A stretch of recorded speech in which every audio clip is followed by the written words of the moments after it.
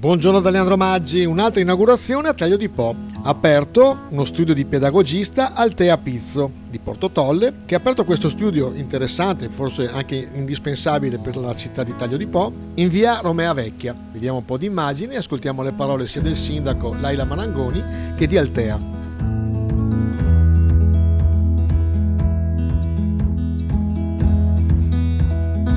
Io adoro le inaugurazioni perché sono concentrato di emozioni e in effetti per queste inaugurazioni c'è tanta ansia, tanta emozione, tante aspettative anche, come è giusto che sia.